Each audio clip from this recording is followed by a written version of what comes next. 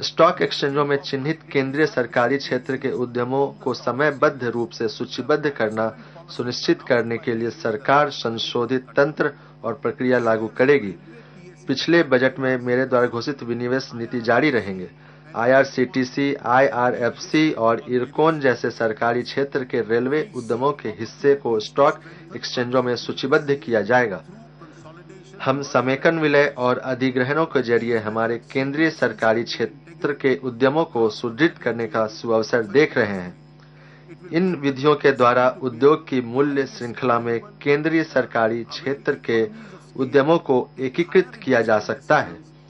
यह उन्हें अपेक्षाकृत अधिक जोखिम बर्दाश्त करने, उच्चतर किफायतें प्राप्त करने, अधिक निवेश के निर्णय लेने और पणधारकों के लिए अधिक मूल्य का सृजन करने की क्षमता प्रदान करेगा।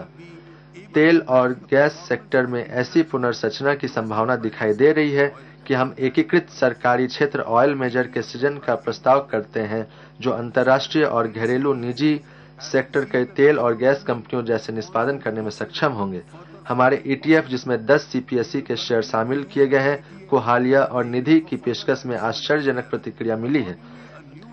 हम शेयरों के और आगे विनिवेश के लिए माध्यम के रूप में ETF का उपयोग करते रहेंगे। तदनुसार विधिवत CPSE स्टॉकों और अन्य सरकारी धारिता के लिए नए ETF 2017-18 में शुरू किया जाएगा। बैंकों के तनावग्रस्त धरोहर खातों के समाधान पर विशेष ध्यान केंद्रित करना जारी रहेगा। शोधन अक्षमता और दिवालियेपन संहिता के अधिनियम और सरफराजी तथा ऋण वसूली अधिकरण अधिनियम में संशोधन करके समाधान सुसाध्य बनाने हेतु कानूनी ढांचे को मजबूत बनाया जाएगा।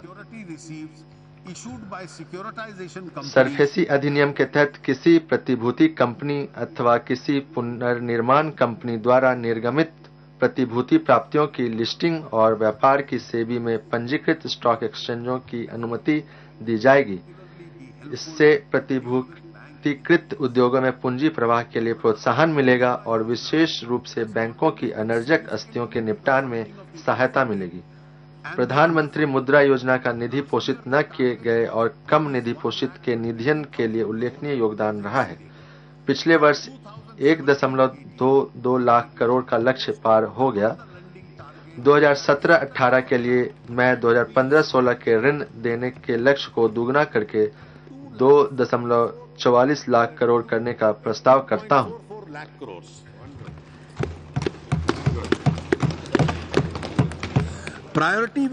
इसमें दलितों, जनजातियों, पिछड़े वर्गों, अल्पसंख्यकों और महिलाओं को प्राथमिकता दी जाएगी।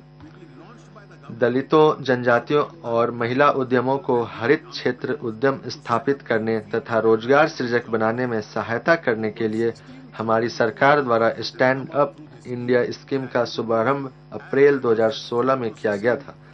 इस स्कीम के जरिए 16,000 से अधिक नए उद्यमी खाद्य प्रसंस्करण, परिधान, नैदानिक केंद्र जैसे विविध क्रियाकलाप करने लगे। तंत्र को स्वच्छ बनाने और भ्रष्टाचार तथा काले धन का खात्मा करने के लिए डिजिटल अर्थव्यवस्था को बढ़ावा देना सरकार की कार्यनीति का अभिन्न अंग है। अर्थव्यवस्था को बेहतर रूप से औपचारिक बनाने और बैंकिंग पद्धति में वित्तीय बचतों को मुख्य धारा से जोड़ने के संदर्भ में इसके परिवर्तनकारी प्रभाव पड़ता है। इससे ऋण की कम लागत के द्वारा देश में निजी निवेश को शक्तिशाली बनाने की संभावना है। इस समय भारत में बृहद डिजिटल आंदोलन शीर्ष पर है। डिजिटल भुगतान की शुरुआत से आम आदमी को बहुत लाभ हुआ है। हमारी सरकार की वित्तीय समावेशन और जन धन आधार मोबाइल त्रिसूत्र को बढ़ावा देने के पहले के प्रयास डिजिटल लेन देन को वर्तमान में आगे बढ़ाने के लिए महत्वपूर्ण प्रेरक थे।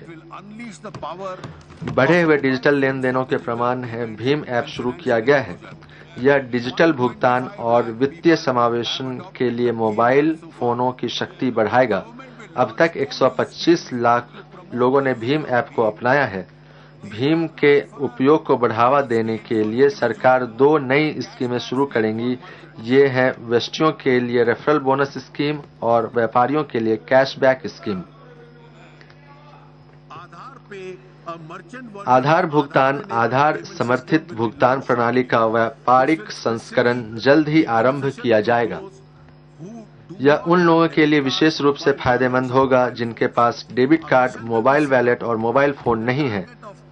यूपीआई, यूएसएसडी, आधार भुगतान, आईएमपीएस और डेबिट कार्डों के जरिए 2017-18 के लिए 2500 करोड़ डिजिटल लेनदेन के लक्ष्य के साथ एक मिशन की स्थापना की जाएगी। बैंकों ने मार्च 2017 तक अतिरिक्त 10 लाख नए पीओएस टर्मिनल शुरू करने का लक्ष्य रखा है। उन्हें सितंबर 2017 तक 20 लाख आधार पर आधारित पीओएस शुरू करने के लिए प्रोत्साहित किया जाएगा। बढ़े हुए डिजिटल लेनदेन लघु और सूक्ष्म उद्यमों का औपचारिक ऋण सुलभता के लिए समर्थ बनाएगा। उधारकर्ताओं के लेनदेन संबंधी पूर्ववर्ती के आधार पर उन्हें उचित ब्याज दरों पर प्रतिभूति रहित ऋण प्रदान करने वाली क्रेडिट संस्थाओं को पुनर्नवीत प्रदान करने के लिए सिडबी को सरकार प्रोत्साहित करेगी। डिजिटल भुगतान अवसंरचना और शिकायत निवारण तंत्रों को सुदृढ़ किया जाना चाहिए। डाकघरों, उचित मूल्य की दुकानों और बैंकिंग संपर्कों के माध्यम से ग्रामीण और अर्ध शहरी क्षेत्रों पर विशेष ध्यान दिया जाएगा। भीम ऐप सहित पेट्रोल पंपों, उर्वरक डिपो, नगर पालिकाओं, ब्लॉक कार्यालय, सड़क परिवहन कार्यालयों, महाविद्यालयों, अस्पतालों और अन्य संस्थाओं में डिजिटल भुगतान की सुविधाओं को बढ़ावा देने और संभवतः उन्हें अधिदेश देने के लिए कदम उठाए जाएंगे। प्राप्तियों को अधिदेशित करने के प्रस्ताव पर विचार किया जा रहा है। इन पहलों को आगे बढ़ाने के लिए संसाधन बढ़ाने हेतु सरकार वित्तीय समावेशन निधि को सुदृढ़ करेगी। डिजिटल लेनदेन संबंधी मुख्यमंत्रियों की समिति की अंतरिम सिफारिशों को शीघ्र कार्यान्वित करने के लिए सरकार विभिन्न पणधारकों के साथ विचार और काम करेगी। आर्थिक कार्य विभाग द्वारा गठित डिजिटल भुगतान संबंधी समिति ने भुगतान और निपटान पद्धति अधिनियम 2007 में संशोधन करने सहित भुगतान इको प्रणाली में संरचनात्मक सुधारों की व्यापक समीक्षा करेगी और इसमें समुचित संशोधन करेगी। आरंभिक तौर पर भुगतान तथा निपटान पद्धति के विनियमन और परीक्षण के लिए मौजूदा बोर्ड को प्रतिस्थापित करके भारतीय रिजर्व बैंक में भुगतान विनियामक बोर्ड का गठन करने का प्रस्ताव है। इसके लिए वित्त विधेयक 2017 में आवश्यक संशोधन करने का प्रस्ताव है। जैसे जैसे हम डिजिटल लेनदेन और चेक भुगतान के पथ पर तेजी से बढ़ते हैं, हमें यह सुनिश्चित करने की जरूरत है कि बाउंस चेक को भुगतान प्राप्तकर्ता भुगतान लेने में समर्थ हो सके। इसलिए सरकार परक्राम में लिखित अधिनियम में उपयुक्त संशोधन करने के लिए विकल्प पर विचार कर रही है। अब मैं सरकारी सेवा की ओर आता हूं। यह हमारा ध्यान प्रभावी सरकार और दक्ष सेवा अदायगी पर है। हमने एलपीजी और केरोसिन उपभोक्ताओं को प्रत्यक्ष लाभ अंतरण से संबंधित मजबूत शुरुआत की है। चंडीगढ़ और हरियाणा के 8 जिले केरोसिन मुक्त हो चुके हैं। 84 सरकारी योजनाओं पर डीबीटी प्लेटफॉर्म पर कार्य शुरू कर दिया गया है। सरकारी ई मार्केट स्थान, जो अब वस्तुओं और सेवाओं की खरीद के लिए कार्य कर रहा है, ने विश्व बैंक के south Asia procurement innovation awards के पुरस्कार विजेता के रूप में चुना गया है। देश के दूर दराज के क्षेत्रों में रहने वाले हमारे नागरिकों को पासपोर्ट बनवाने और इससे संबंधित शिकायतों का समाधान कराने में बड़ी कठिनाइयां उठानी पड़ती हैं। हमने मुख्य डाकघरों को पासपोर्ट सेवाएं देने के लिए फ्रंट कार्यालयों के रूप में उपयोग करने का विनिश्चय किया है। हमारे रक्षा बल देश को बाहरी और भीतरी दोनों प्रकार के खतरे से सुरक्षित रखते हैं। अब एक केंद्रीकृत रक्षा यात्रा प्रणाली विकसित की गई है, जिसके जरिए हमारे सैनिक और अधिकारी अपनी यात्रा टिकटें ऑनलाइन बुक कर सकते हैं। उन्हें रेलवे वारंट के साथ कतारों में खड़े होने की परेशानी का सामना नहीं करना पड़ेगा।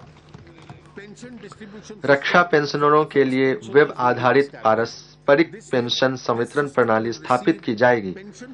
इस प्रणाली से पेंशन संबंधी प्रस्ताव प्राप्त किए जाएंगे और केंद्रीकृत रूप में भुगतान किया जाएगा। इससे रक्षा पेंशनरों को शिकायतें कम होंगी। इस समय हमारे नागरिकों, विशेष रूप से निर्धन और अभावग्रस्त वर्ग को सरकारी भर्ती की बोझिल प्रक्रियाओं से गुजरना पड़ता है। इसमें एजेंसियों और परीक्षाओं की बहुलता है। हम एकल पंजीकरण प्रणाली और परीक्षा की द्विस्तरीय प्रणाली शुरू करने का प्रस्ताव करते हैं। पिछले कुछ वर्षों से अधिकरणों की संख्या कई गुना बढ़ जाने से कार्यों की अतिव्याप्ति हो गई है। हम इन अधिकरणों की संख्या को युक्ति संगत बनाने और जहां कहीं उचित हो इन अधिकरणों को विलय करने का प्रस्ताव करते हैं। पिछले कुछ समय में, महोदय, ये एक महत्वपूर्ण घोषणा है, पिछले कुछ समय में आर्थिक अपराधियों सहित कुछ बड़े अपराधियों के मामले सामने आए हैं जिनमें कानून की पकड़ से बचने के लिए कुछ लोग देश से पलायन कर गए हैं। हमें यह सुनिश्चित करना है कि कानून को अपना काम करने दिया जाए। अतः सरकार ऐसे व्यक्तियों के देश के भीतर स्थित संपत्तियों को तब तक जब्त करने के लिए विधायी परिवर्तन या कोई नया कानून लाने पर विचार कर रही है जब तक वे समुचित विधिक मंच के क्षेत्राधिकार में उपस्थित न हो जाएं। यह कहने की आवश्यकता नहीं कि ऐसे मामलों में सभी आवश्यक संवैधानिक सुरक्षा उपायों का अनुसरण किया जाएगा। हमारी सरकार सरकारी सेवा के मानकों में सुधार लाने और पारदर्शी शासन के लिए प्रतिबद्धता बनाए रखेगी। जनता की सेवा करना राष्ट्रपिता महात्मा गांधी की आजीवन प्रतिबद्धता थी। हम महात्मा की 150वीं जन्मशती की ओर बढ़ रहे हैं। हम इस समारोह को यथोचित ढंग से मनाने हेतु हर संभव कदम उठाएंगे। इसके लिए माननीय प्रधानमंत्री जी की अध्यक्षता में एक उच्च स्तरीय समिति बनाने का प्रस्ताव है। हम इस वर्ष चंपारण सत्याग्रह के शताब्दी वर्ष को स्मरण उत्सव के रूप में मनाएंगे। भारत सरकार 2017 में साबरमती आश्रम की उपयुक्त तरीके से 100वीं वर्षगांठ मनाने के लिए गुजरात सरकार की सहायता करेगी। 200 वर्ष पूर्व 1817 में ओडिशा के खुर्दा में बख्शी जगबंधु के नेतृत्व में सैनिकों ने पराक्रमी विद्रोह किया था। हम इसका भी उपयुक्त ढंग से स्मरण उत्सव मनाएंगे। अब मैं 2017-18 के लिए बजट के संदर्भ में राजकोषीय स्थिति की ओर आता हूं। 2017-18 के बजट में 21.47 लाख करोड़ का कुल व्यय रखा गया है।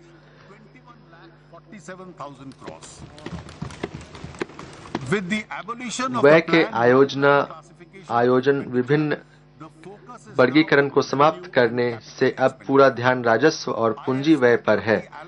मैंने पूंजी व्यय के लिए आवंटन में पिछले वर्ष की तुलना में 25.4% की बढ़ोतरी की है। इसके गुणात्मक प्रभाव होंगे और उच्चतर वृद्धि होगी। राज्यों और विधानसभा वाले संघ राज्य क्षेत्रों को बजट अनुमान 2016-17 में 3.60 लाख करोड़ की तुलना में कुल 4.11 लाख करोड़ के संसाधन अंतरित किए जा रहे हैं। महत्वपूर्ण क्षेत्रों और योजनाओं के लिए आवंटनों और राज्यों को संसाधनों के अंतरण का ब्यौरा मेरे भाषण के अनुबंध 2 में दिया गया है। मैंने 2017-18 में विभिन्न बजट घोषणाओं और अन्य नई योजनाओं को कार्यान्वित करने के लिए आर्थिक कार्य विभाग के अंतर्गत 3000 करोड़ का प्रावधान किया है। पेंशनों को छोड़कर रक्षा व्यय के लिए मैंने रक्षा पूंजी हेतु 86,000 मैं पुनः दोहराता हूं, पेंशनों को छोड़कर रक्षा व्यय के लिए मैंने रक्षा पूंजी हेतु 86,488 करोड़ सहित 2,74,114 करोड़ की राशि मुहैया कराई है। मैंने 2017-18 में वैज्ञानिक मंत्रालयों का आवंटन बढ़ाकर 37,435 करोड़ रुपए कर दिया है। पहली बार अन्य बजट दस्तावेजों के साथ सभी मंत्रालयों और विभागों को शामिल करने हेतु एक समेकित परिणाम बजट सभा पटल पर रखा जा रहा है।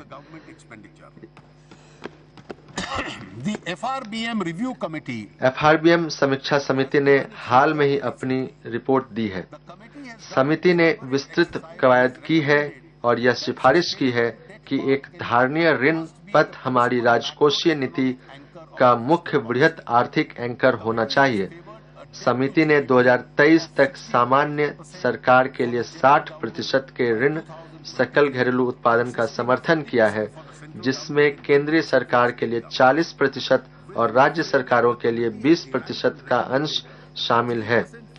समिति ने इस रूपरेखा के भीतर आगामी 3 वर्षों के लिए 3% राजकोषीय घाटे को लिया है और अनुशंसा की है। समिति ने निर्धारित राजकोषीय घाटा लक्ष्य से सकल घरेलू उत्पाद के 0.5% तक विचलन के लिए एस्केप क्लॉजेस की व्यवस्था की है। इन एस्केप क्लॉजों का आश्रय लेने के लिए कार्यवाही के रूप में समिति ने अप्रत्याशित राजकोषीय निहितार्थों के साथ अर्थव्यवस्था में दूरगामी संरचनात्मक सुधारों को एक कारक के रूप में शामिल किया है। वर्तमान में इस एस्केप क्लॉज का आह्वान करने का यह एक सुदृढ़ मामला है, फिर भी मैं ऐसा करने से बच रहा हूं। समिति की रिपोर्ट की ध्यानपूर्वक जांच की जाएगी और यथा समय समुचित निर्णय लिए जाएंगे। तथापि मैं आगामी 3 वर्षों के लिए समिति द्वारा अनुशंसित 3% के राजकोषीय घाटे के रोड मैप की बात करता हूं। मैंने सरकारी क्षेत्र में धीमे निवेश और मंद वैश्विक वृद्धि के संदर्भ में उच्चतर सरकारी व्यय की जरूरत पर विचार किया है। मैंने समिति की सिफारिश को ध्यान में रखा है कि विवेकपूर्ण राजकोषीय प्रबंधन के लिए स्थायी ऋण अंतर्निहित आधार होना चाहिए। 3.2% of the GDP। मैंने 2017-18 के लिए राजकोषीय घाटे को 3.2% पर रखा है और अगले वर्ष 3% करने के लिए प्रतिबद्ध हूं। इस क्रमिक दृष्टिकोण के साथ मैंने सरकारी निवेश की आवश्यकताओं से समझौता किए बिना राजकोषीय समीकरण का अनुपालन सुनिश्चित किया है।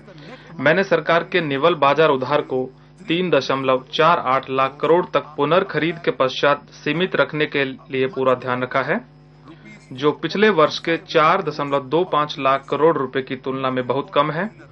सबसे महत्वपूर्ण है कि बजट अनुमान 2016-17 में 2.3% का राजस्व घाटा संशोधित अनुमान में 2.1% तक कम हो गया है।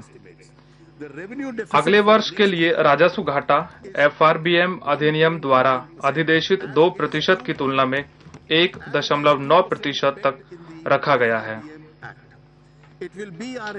अगले वर्ष में इन वित्तीय आंकड़ों, विशेष रूप से राजकोषीय घाटे में सुधार करना हमारा प्रयास होगा, जिसके लिए व्यय की गुणवत्ता और विमुद्रीकरण के कारण बैंकों में भारी नकद जमा राशि से उच्चतर कर वसूली पर अधिक ध्यान दिया जाएगा। अध्यक्ष महोदय, अब मैं अपने कर प्रस्ताव प्रस्तुत करता हूं।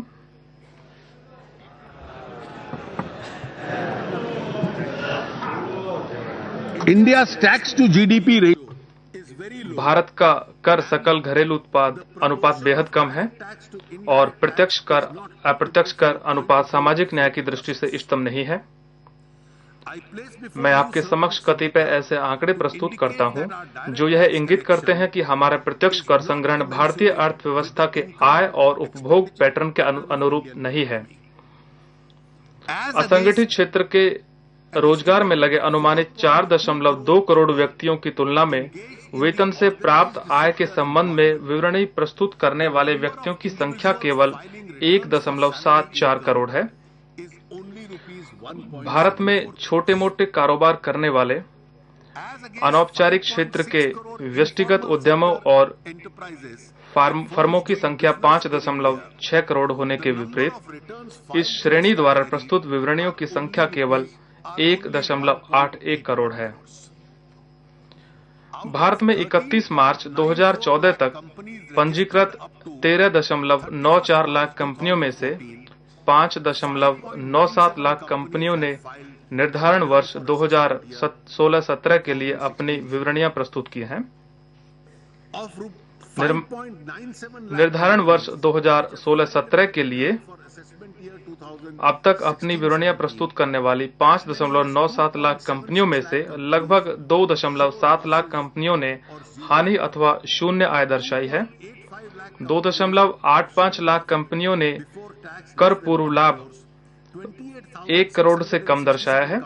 28,667 कंपनियों द्वारा लाभ की राशि 1 करोड़ से 10 करोड़ रुपए के बीच दर्शाई गई है और केवल 7,781 कंपनियों को कर पूर्व लाभ 10 करोड़ से अधिक लाभ हुआ है।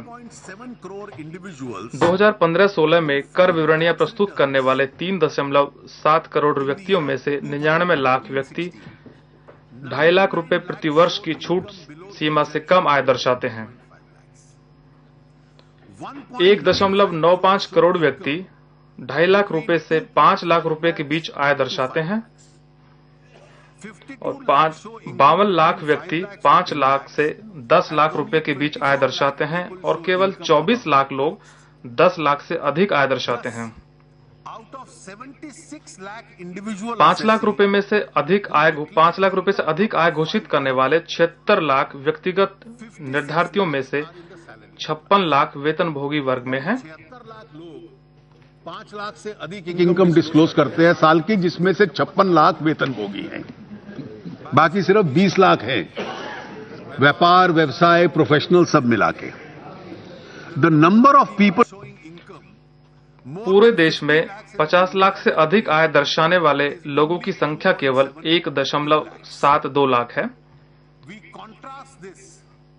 हम इस तथ्य से तुलना कर सकते हैं कि विगत 5 वर्षों में 1.25 करोड़ से अधिक कारें बेची गई हैं और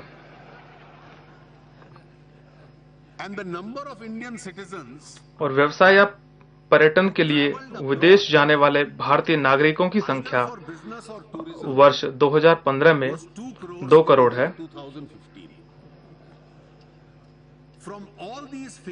इन सभी आंकड़ों से हम यह निष्कर्ष निकाल सकते हैं कि हमारा समाज व्यापक रूप से कर अनुपालन न करने वाला समाज है।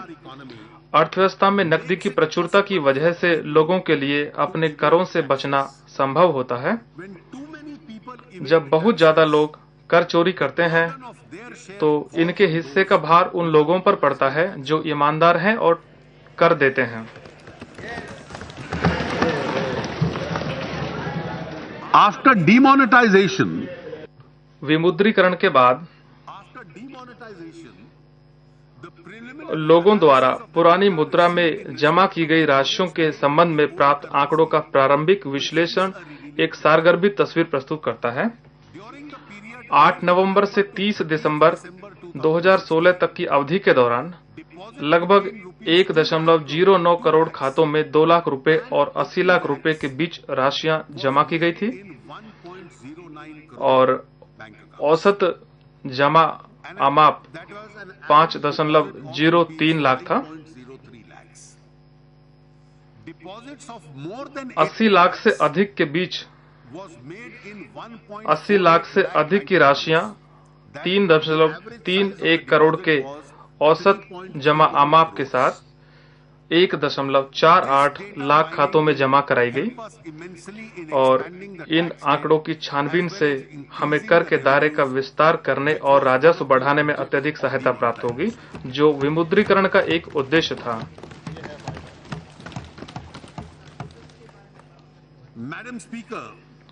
माननीय अध्यक्ष महोदय, हमारी सरकार की प्राथमिकताओं में से एक प्राथमिकता अर्थव्यवस्था से काला धन को बाहर निकालना है। हम अपनी कराधान दरों को और अधिक तर्कसंगत बनाने, अपने कर प्रशासन को और अधिक उपयुक्त बनाने तथा देश को कर आधार का विस्तार करने के लिए प्रतिबद्ध हैं। यह सोच धन का रंग बदल देगी। नई दुनिया है, नया दौर है, नई है उमंग। बहुत अच्छा। नई दुनिया है, नया दौर है, नई है उमंग। कुछ थे पहले के तरीके तो कुछ हैं आज के रंग ढंग। रोशनी आके अंधेरों से जो टकराई है, काले धन को भी बदलना पड़ा आज अपना रंग।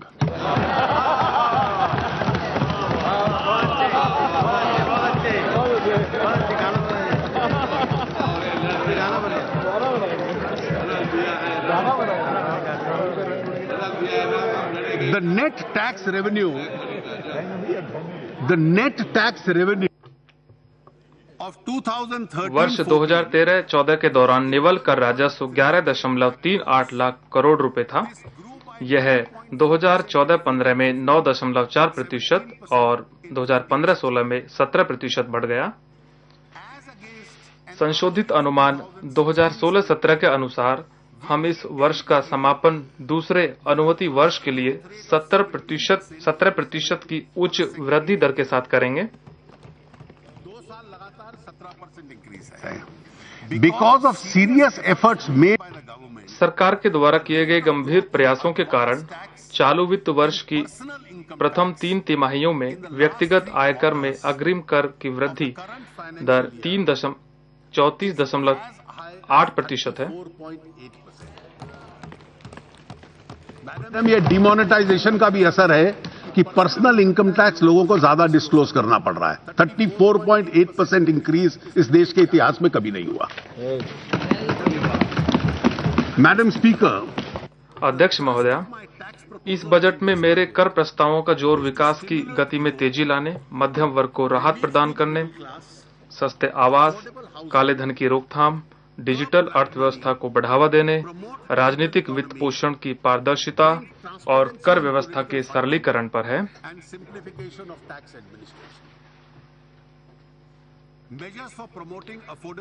सस्ते आवास और रियल एस्टेट सेक्टर को बढ़ावा देने के उपाय।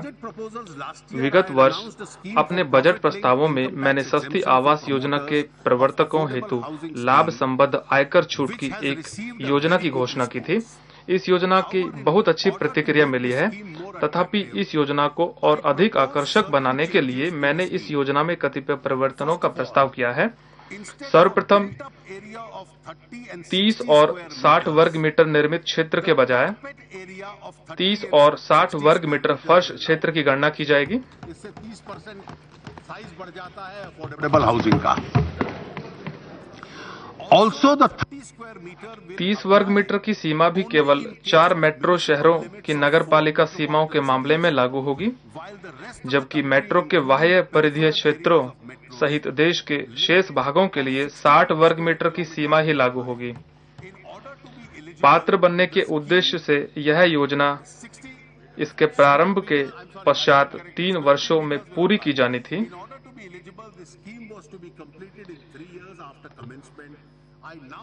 मेरा इस अवधि को बढ़ाकर 5 वर्ष करने का प्रस्ताव है। वर्तमान में पूर्णता प्रमाण पत्र प्राप्त करने के पश्चात कब्जा न लिए गए मकान नोशनल किराया आय पर कर के अध्याधीन है। जिन बिल्डरों के लिए निर्मित मकान व्यवसाय में लगी पूंजी है, मेरा उनके लिए यह नियम पूर्णतः प्रमाण पत्र प्राप्त होने वाले वर्ष के समाप्त होने के 1 वर्ष बाद ही लागू करने का प्रस्ताव है, ताकि उन्हें अपनी इन्वेंट्री के परिनिर्धारण हेतु कुछ समय मिल सके। हम भूमि और इमारत के संबंध में पूंजीगत लाभ कराधान उपबंधों में अनेक परिवर्तन करने का भी प्रस्ताव करते हैं। अचल संपत्ति से लाभ पर विचार करने हेतु धारणी अवधि इस समय दीर्घावधिक 3 वर्ष है, इसे घटाकर 2 वर्ष किए जाने का प्रस्ताव है। अचल संपत्ति सहित आस्तियों की सभी श्रेणियों के लिए सूचीकरण के लिए आधार वर्ष भी 1/4/1981 से बदलकर 1/4/2001 किए जाने के प्रस्ताव है। इस कदम से पूंजीगत लाभ कर देयता काफी घटेगी, जबकि आस्तियों की गतिशीलता को प्रोत्साहन मिलेगा। हमारी यह भी योजना है कि वित्तीय लिखतों के उस समूह का विस्तार किया जाए जिसमें कर की अदायगी किए बिना पूंजीगत लाभों का निवेश किया जा सके। संपत्ति के विकास हेतु हस्ताक्षरित संयुक्त विकास करार के लिए प्रतिफल प्राप्त होने वाले वर्ष में पूंजीगत लाभ कर अदा करने की बाध्यता उत्पन्न हो जाएगी।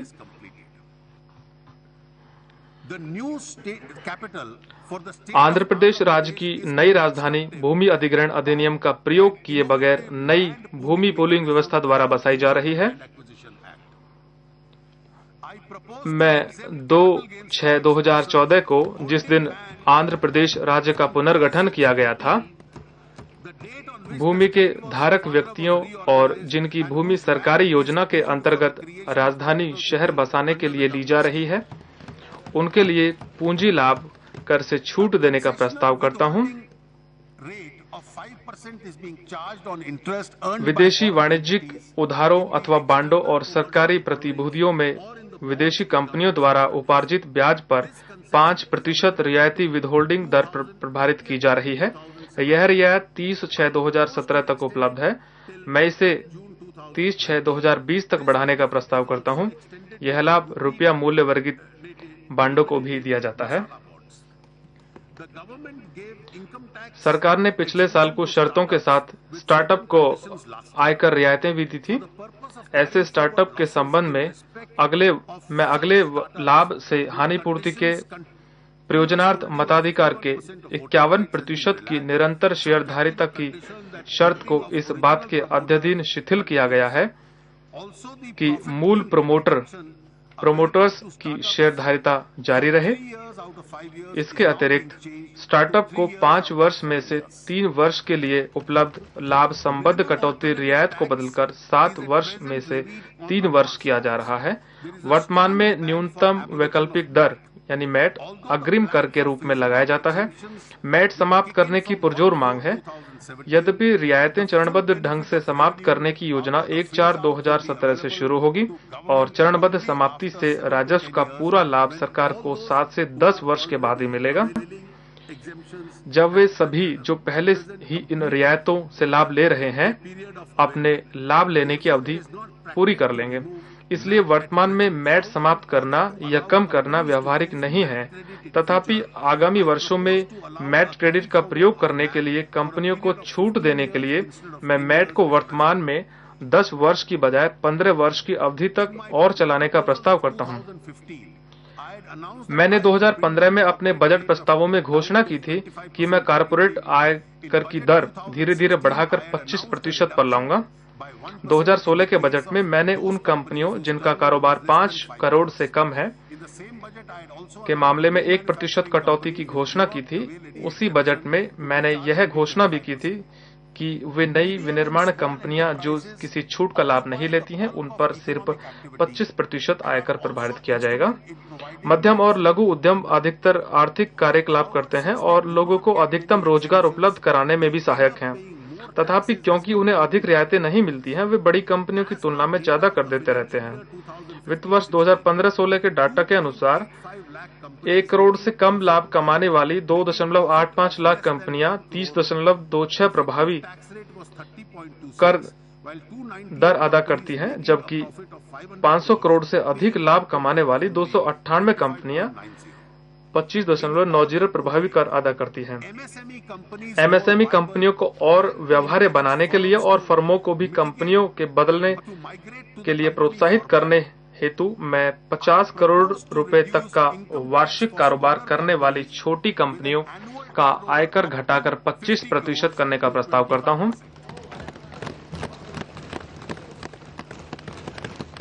तो जितनी भी कंपनीज 50 करोड़ तक की टर्नओवर है उनका 5% टैक्स कम किया जाएगा।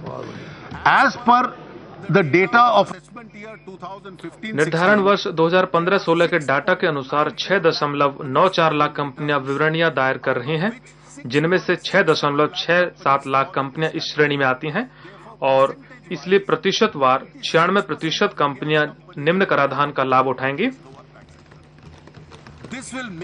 यह हमारे एमएसएमई क्षेत्र को बड़ी कंपनियों की तुलना में और अधिक प्रतिस्पर्धी बना देगा। इस उपाय से परित्यक्त राजस्व का अनुमान 7,200 करोड़ प्रति वर्ष होने की आशा है। बैंकिंग क्षेत्र को बढ़ावा देने के लिए अनर्जक परिसंपत्तियों हेतु अनुज्ञेय प्रावधान 7.5% से बढ़ाकर 8.5% करने का प्रस्ताव करता हूं। यह बैंकों की कर देनदारी कम करेगा। मैं सभी गैर अनुसूचित सहकारी बैंकों के एनपीए खातों के संबंध में प्रोद्भवन आधार की बजाय वास्तविक प्राप्ति पर प्राप्त ब्याज दर अनुसूचित बैंकों के समान ही कर लगाने का प्रस्ताव करता हूं। यह कर अदा करने चाहे ब्याज आय वसूल न की गई हो का कष्ट समाप्त कर देगा। एलएनजी के ईंधन के साथ साथ पेट्रो रसायन सेक्टर के लिए फीड स्टॉक के प्रयोग की व्यापक श्रृंखला पर विचार करते हुए मैं एलएनजी की बुनियादी सीमा शुल्क 5% से घटाकर 2.5% करने का प्रस्ताव करता हूं। घरेलू मूल्य वर्धन प्रोत्साहित करने और मेक इन इंडिया को बढ़ावा देने के लिए मैं कुछ मदों जो इस भाषण के अनुबंध 3 में दी गई हैं के संबंध में सीमा शुल्क और उत्पाद शुल्क में परिवर्तन करने का प्रस्ताव करता हूं। इनमें से कुछ प्रस्ताव शुल्क प्रतिलोमन समाप्त करने के लिए भी हैं। डिजिटल अर्थव्यवस्था को बढ़ावा देना। छोटे और मध्यम करदाताओं जिनकी कुल बिक्री रुपए 2 करोड़ तक है के लिए अनुमानित आयकर योजना लागू की गई है। वर्तमान में उनकी कुल बिक्री के 8% को अनुमानित आय माना जाता है। मैं बिक्री जो नकदी भिन्न साधनों से की जाती है के संबंध में इसे 6% करने का प्रस्ताव करता हूं। यह लाभ चालू वर्ष में किए गए लेन देनों पर भी लागू होगा। मैं कटौती राजस्व के साथ साथ पूंजी व्यय के रूप में अनुज्ञेय नकदी व्यय की सीमा 10,000 करने का प्रस्ताव करता हूं। इसी तरह नकद दान की सीमा जो किसी धर्मार्थ न्यास द्वारा प्राप्त की जा सकती है 10,000 से घटाकर 2,000 की जा रही है। सरकार द्वारा काले धन के लिए गठित की गई विशेष जांच दल एसआईटी ने सुझाव दिया है कि 3 लाख रुपए से अधिक का कोई भी लेन देन नकदी में करने की अनुमति नहीं दी जानी चाहिए।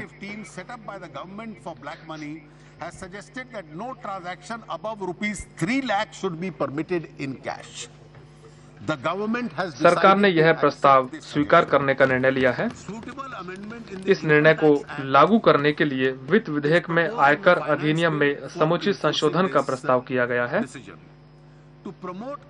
मैं कैशलेस लेन देनों को बढ़ावा देने के लिए एमपीओएस हेतु miniaturised POS card reader micro ATM standards version 1.5.1 fingerprint readers scanners और आयरिश स्कैनर्स पर बीसीडी उत्पाद शुल्क, सेवी शुल्क और एसडी से छूट का प्रस्ताव करता हूं।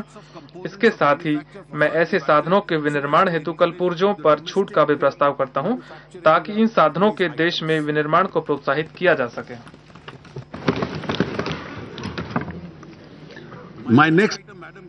मेरा अगला मुद्दा जो है वो चुनावी वित्त पोषण में पारदर्शिता से संबंधित है। इसमें चुनावी वित्त पोषण में पारदर्शिता आएगी। भारत विश्व में सबसे बड़ा लोकतांत्रिक देश है। राजनीतिक पार्टियां एक बहुपार्टी संसदीय लोकतंत्र के अनिवार्य अवयव हैं। स्वतंत्रता प्राप्ति के 70 वर्ष बाद भी देश राजनीतिक पार्टियों के वित्त पोषण की पारदर्शी कार्य पद्धति विकसित करने में समर्थ नहीं हुआ है, जो कि निष्पक्ष और स्पष्ट चुनाव प्रणाली के लिए अनिवार्य है।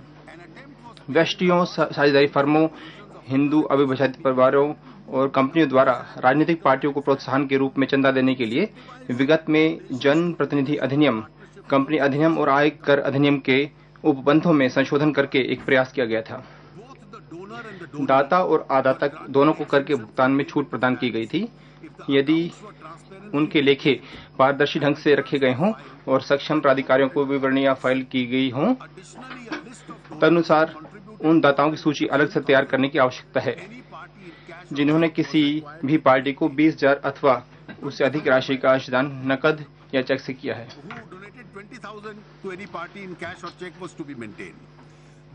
इन प्रावधानों को लागू करने की स्थिति में केवल मामूली रूप से सुधार हुआ है। राजनीतिक पार्टियां अपनी अधिकांश निधि अज्ञात चंदे के जरिए प्राप्त कर रही हैं, जो नकद में दिखाई जाती हैं।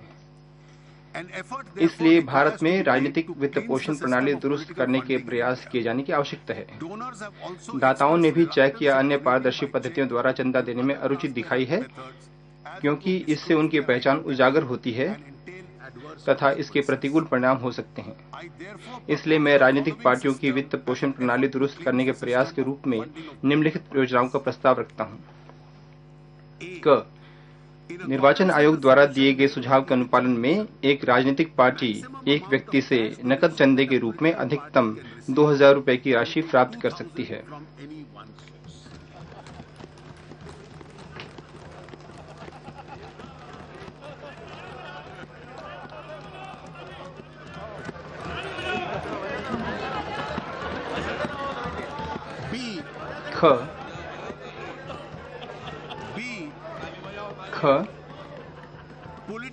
राजनीतिक पार्टियां अपने दाताओं से चेक या डिजिटल माध्यम से चंदा प्राप्त करने के लिए पात्र होंगी।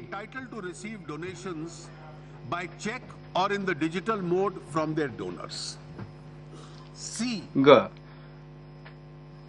अतिरिक्त उपाय के रूप में भारतीय रिजर्व बैंक अधिनियम में संशोधन किए जाने का प्रस्ताव है, जिससे कि भारत सरकार द्वारा इस संबंध में बनाई जाने वाली किसी योजना के अनुसार चुनावी बॉन्ड जारी किए जा सकें। इस योजना के अंतर्गत दाता केवल चेक या डिजिटल भुगतानों के तहत प्राधिकृत बैंकों से बॉन्ड खरीद सकता है। ये बॉन्ड पंजीकृत राजनीतिक पार्टी के निर्दिष्ट और पंजीकृत खाते में ही परिशोध्य होंगे। ये बॉन्ड पंजीकृत राजनीतिक पार्टी के निर्दिष्ट और पंजीकृत खाते में ही परिशोध्य होंगे। इन बॉन्डों को बॉन्ड जारी करने से निर्धारित समय सीमा के भीतर ही परिशोध्य कराया जाएगा।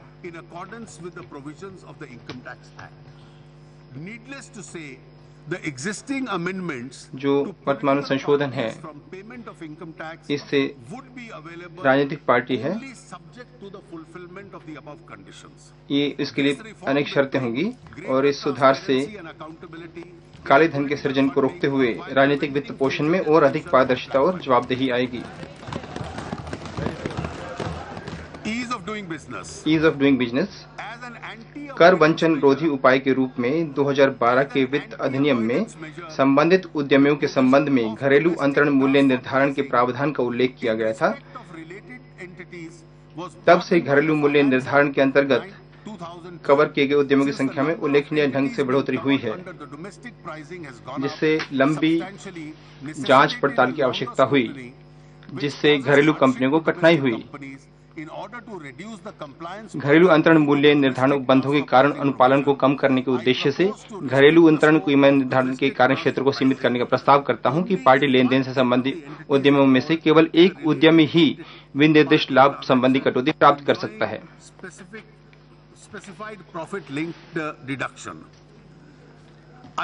मैं उन व्यावसायिक उद्यमों की लेखा परीक्षा के लिए प्रारंभिक सीमा 1 करोड़ रुपए से बढ़ाकर 2 करोड़ रुपए तक का प्रस्ताव करता हूं, जो अनुमानित आय योजना का विकल्प चुनते हैं।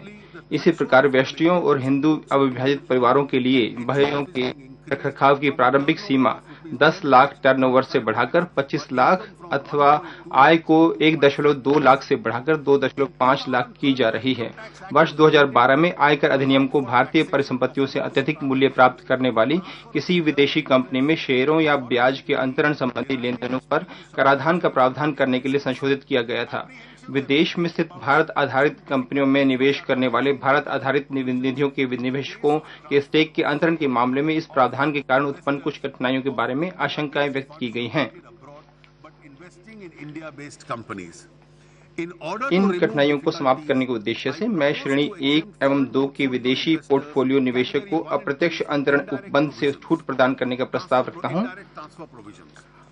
हमारे यह स्पष्टीकरण जारी करने का भी प्रस्ताव है कि भारत में कर प्रभारी निवेश के शोधन या बिक्री के परिणाम स्वरूप या इससे उत्पन्न, परंतु भारत से बाहर शेयरों के शोधन या ब्याजों के मामले में अप्रत्यक्ष अंतरण प्रावधान लागू नहीं होंगे।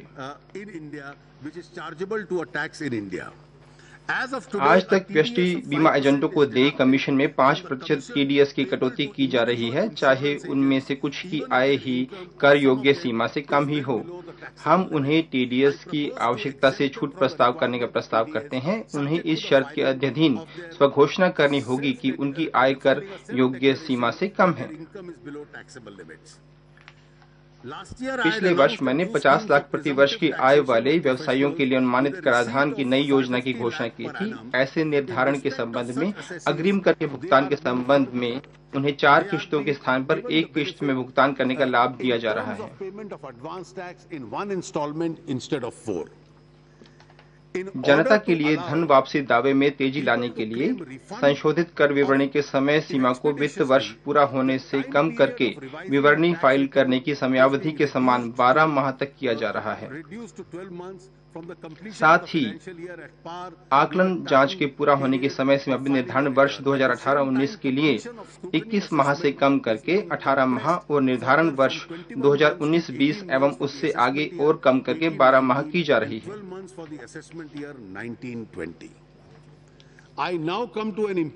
मैं अब एक महत्वपूर्ण परिवर्तन पे आ रहा हूँ, जो व्यक्तिगत आय कर पर है। जबकि सरकार कर अपवंचन करने वाले और अधिक लोगों को कर नेट के दायरे में लाने की कोशिश कर रही है, कराधान का वर्तमान बोझ प्रमुखतः ईमानदार करदाताओं और वेतनभोगी कर्मचारियों पर है, जो अपनी आय को सही रूप में दर्शाते हैं। अतः विमुद्रीकरण पश्चात इस वर्ग के लोगों की यह आशा जायज है कि उनके कराधान के बोझ को कम किया जाए। इसके अतिरिक्त यह भी तर्क दिया गया है कि यदि स्लैब के लिए कराधान की दर को नामात्र रखा जाए तो अनेक और लोग कर नेट के अंतर्गत आना चाहेंगे।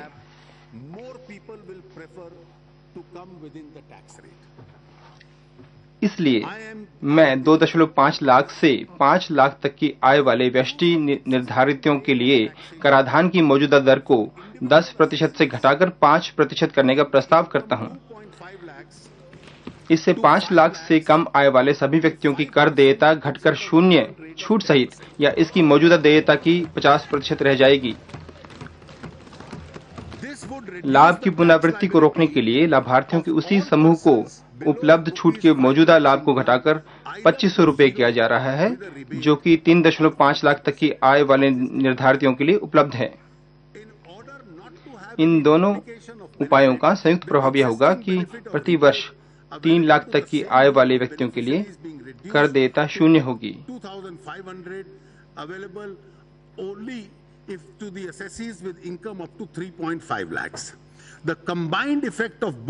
इसका संयुक्त प्रभाव यह होगा कि प्रति वर्ष 3 लाख तक की आय वाले व्यक्तियों के लिए कर देयता 0 होगी और 3 लाख से 3.5 लाख तक की आय वाले व्यक्तियों के लिए कर देयता मात्र 2,500 रुपए होगी।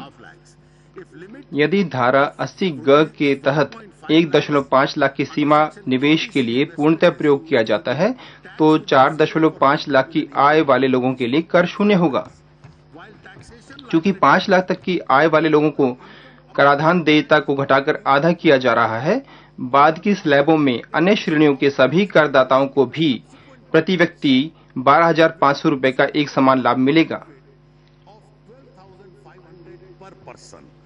इस उपाय के चलते परित्यक्त कर की कुल राशि 15,500 करोड़ बनती है। इस राहत के कारण होने वाली राजस्व हानि के कुछ भाग की प्रतिपूर्ति के लिए मैं उन व्यक्तियों पर देय कर का 10% अधिभार के रूप में लगाने का प्रस्ताव करता हूं जिनकी वार्षिक कर योग्य आय 50 लाख और 1 करोड़ के बीच में है। 1 करोड़ से अधिक अर्जित करने वाले व्यक्तियों पर कर का 15% का मौजूदा अधिभार जारी रहेगा। इससे 2700 करोड़ रुपए का अतिरिक्त राजस्व प्राप्त होने की संभावना है। कर नेट को और व्यापक बनाने के लिए व्यावसायिक आय से इतर 5 लाख तक की कर नेट को और व्यापक बनाने के लिए व्यावसायिक आय से इतर 5 लाख तक की कर योग्य आय वाले व्यक्तियों के लिए आयकर विवरणी के रूप में भरे जाने के लिए एक पृष्ठीय फॉर्म लाने की भी हमारी योजना है। इससे अतिरिक्त इस श्रेणी का कोई भी व्यक्ति जो प्रथम बार आय कर विवरणी भरता है, प्रथम वर्ष में किसी जांच के अध्ययन तब तक नहीं होगा जब तक कि उसके उच्च मूल्य के लेन देन के बारे में विभाग के पास विशिष्ट सूचना उपलब्ध न हो।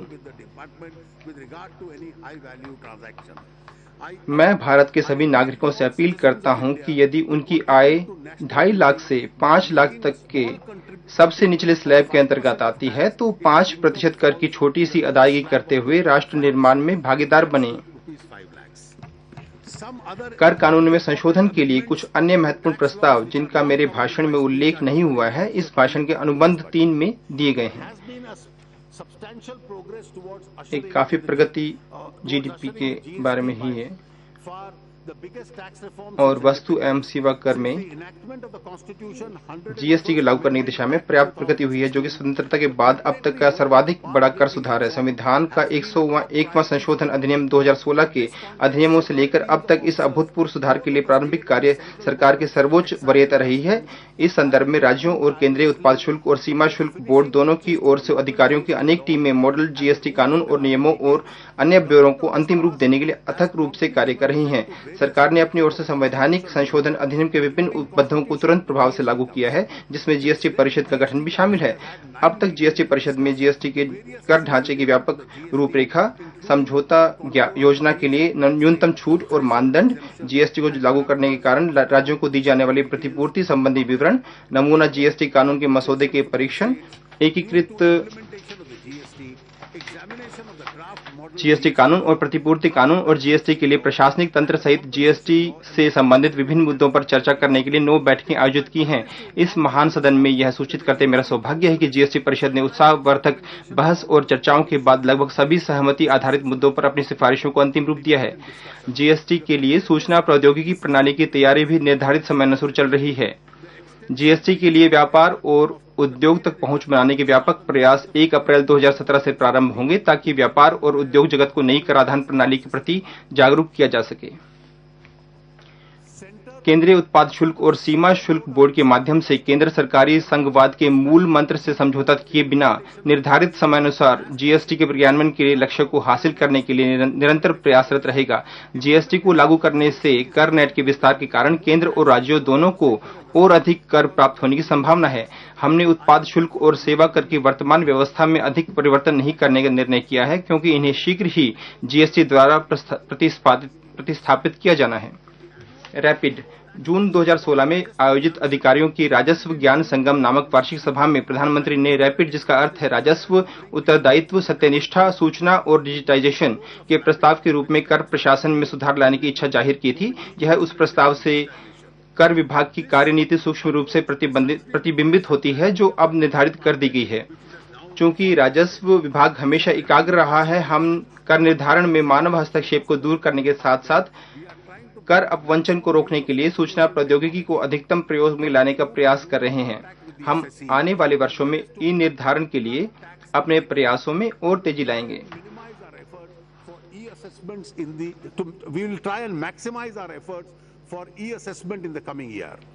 हम इन हाउस और आउटसोर्स दोनों तरीके से डाटा जुटाने की क्षमता का अधिकाधिक प्रयोग भी कर रहे हैं।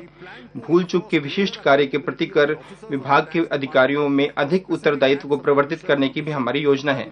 मैं प्रत्येक को आश्वस्त करना चाहता हूं कि ईमानदार कानून पालक व्यक्ति के साथ गरिमापूर्ण और भद्र व्यवहार किया जाएगा। अध्यक्ष महोदय, छूटों इत्यादि के लिए मेरे प्रत्यक्ष कर प्रस्तावों के परिणाम स्वरूप 22,700 करोड़ की राजस्व हानि होगी, परंतु अतिरिक्त संसाधन जुटाने के प्रस्ताव के लिए 2,700 करोड़ की राजस्व लाभ की गणना करने के पश्चात प्रत्यक्ष कर में निवल राजस्व हानि 20,000 करोड़ की होगी। मेरे अप्रत्यक्ष कर प्रस्ताव में कोई विशेष हानि या लाभ नहीं है। I have outlined in the budget proposals under an overarching agenda, transform, energize and clean India.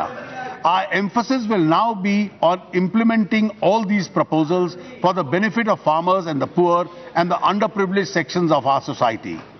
Madam Speaker, it is said, when my aim is right, when my goal is in sight, the winds favor me and I fly. अध्यक्ष महोदय, ये कहा जाता है कि जब मेरा उद्देश्य सही हो, जब मेरा लक्ष्य मेरे सामने हो, माहौल मेरे पक्ष में हो, मैं उड़ान भरूं। इसके लिए आज के दिन से बेहतर कोई और दिन नहीं है।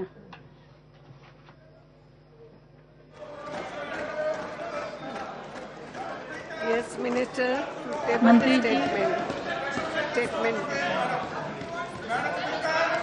आइटम नंबर 2, मद संख्या 2।